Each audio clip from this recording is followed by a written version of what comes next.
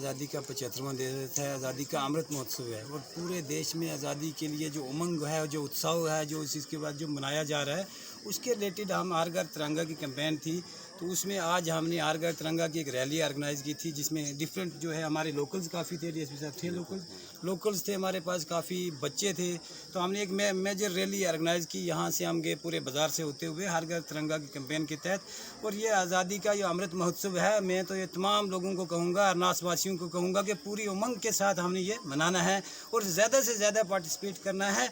और इस बार ये अहद करना है कि हर घर पर तिरंगा होना चाहिए। ये जो आज़ादी का अमृत महोत्सव है, इस पर हर घर पे तिरंगा लहराना चाहिए।